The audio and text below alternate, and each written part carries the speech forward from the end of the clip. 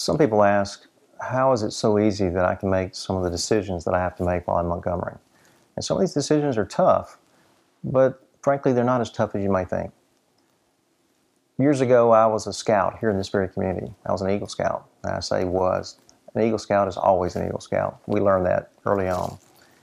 Eagle Scout is more than just going to merit badge classes, and it's more than just going camping with your friends. It's about leadership. It's about setting goals and achieving them. It's about knowing the difference between right and wrong and keeping it simple. One of the things I've learned in Montgomery in the short period of time I've been there is that you can make things complicated in a moment, but they don't have to be. If you'll take every issue, every vote, every bill that you review, and boil it down to just the simple facts, whether it hurts or harms your district or whether it hurts or harms the state of Alabama. If you keep it that simple, it's just that. It's that simple. And as a leader, as your leader and as your representative for District 92, I keep it as simple as possible. And so I start every issue, every bill, and I ask that question: how does it help my district? And does it hurt my district? And if I can get through those two questions, I'll go to the next. How does it help the state of Alabama? Or is this hurting our state? That's it. There's no secret. There's no complexity to it. I keep it that simple. And as far as some of those tough times that come after a vote, and that's where some of those hard days when I was a kid here in this community and learned some of those lessons back then, that's when they come back up. And that's what makes it a little easier these days. If you make a decision and you know in your heart it's right, go home, go to bed, sleep on it, and you'll sleep just fine.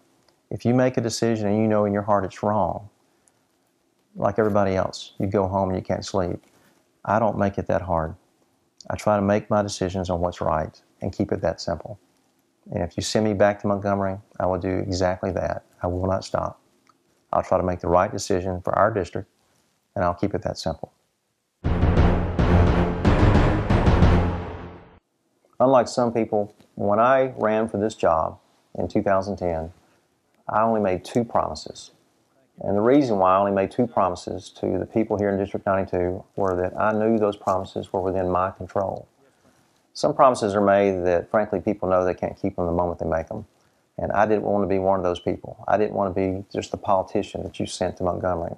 I wanted to be the person you've known for years, the family that you've known for generations here in our community, and that you knew you'd send me to do the right thing. And so the 2 promises I made were this: that I would never vote for a bill that I had not previously read, and that I would have regular town hall meetings all over District 92 before and after sessions began and ended. Both of those promises I've kept. I've never broken those promises. I have no intention of stopping. If you re-elect me, if you send me back to Montgomery, I will continue to honor those promises as I've always done. Reading the bills and knowing what's in a bill before we cast a vote is so important. Some people make jokes about it. I don't. I believe that it's absolutely important and absolutely necessary to know what's in a bill before we make that bill into law and ask you to honor it.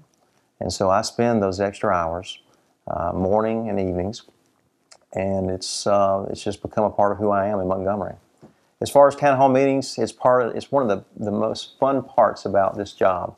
I love the town hall meetings. It's the best time to have face-to-face talks with you.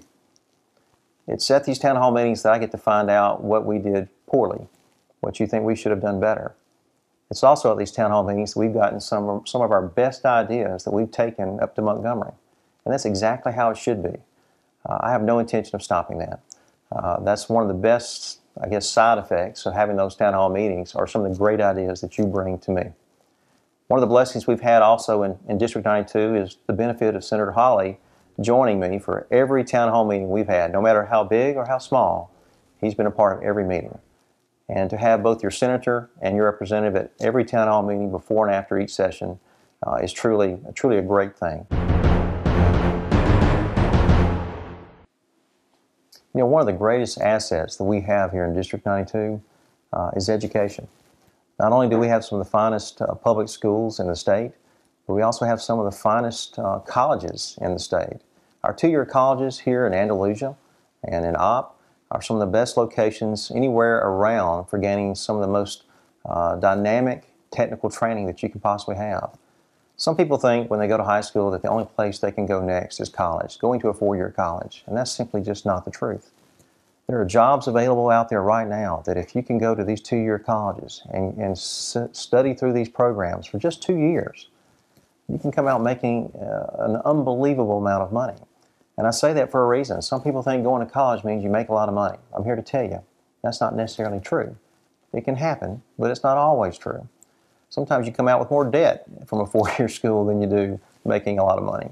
These two-year colleges, though, bring some new assets, some new ideas. They bring some new programs that you may not be aware of. We have programs that deal with welding. We have programs that deal with ultrasound technology. We have programs that deal with aircraft mechanics. We have so many different programs that you may not be aware of, but that you can make a substantial earning, that you can raise your family. You can take care of your family with just 2 years of school. Now, even better than that, we have something more here. In our public education program here in Covington County, both in the Andalusia school system, the Ott school system, and the Covington County school system, we have something called dual enrollment. And it's something that you should not shy away from. It's a way that 10th graders, 11th graders, and 12th graders can attend high school and also attend college courses at the same time. They can begin some of these technical training programs in high school. Now think about that. You're getting credit for high school at the same time you're getting credit in college. Think about the savings that our families can take from that.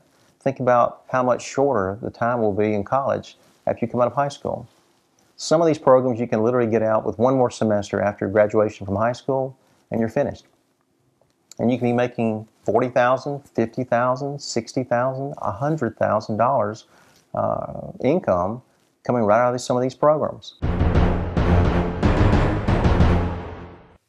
One of the things that I've seen since representing you in Montgomery these last 3 years is that it's easy to lose focus. It's easy to lose your path.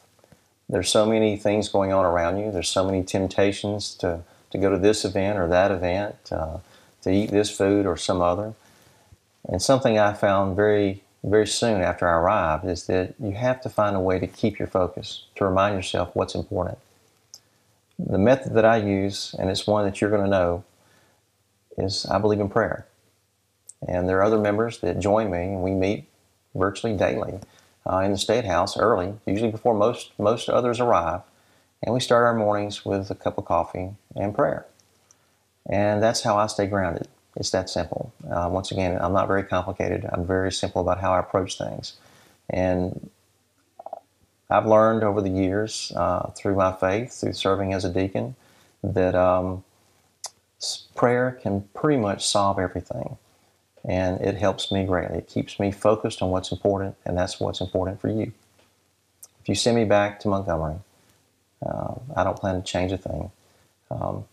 When you acknowledge that you don't control anything, and you look to your faith for that simple guidance, life's so much easier, and it makes my decisions that much easier.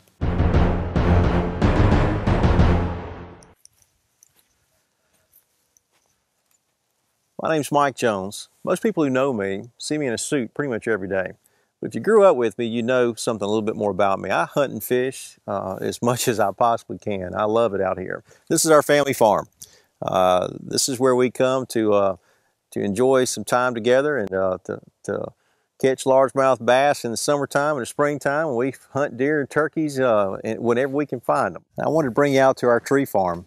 This is our family's place. We tried to clean it up a little bit, and we planted it with longleaf pine. One good thing about longleaf pine around here is for whatever reason, it's bringing the quail back. We've got 2 coveys of Bob White that moved back in. Hadn't seen them in years, but it's done a good job of bringing the quail back to us. Hello, my name is Mike Jones, and I want to continue representing you in District 92 as your state representative. District 92 is made up of all of Covington County, about half of Escambia County, and a portion of Coffee County. I ask for your prayers and your vote on June 3rd in the Republican primary.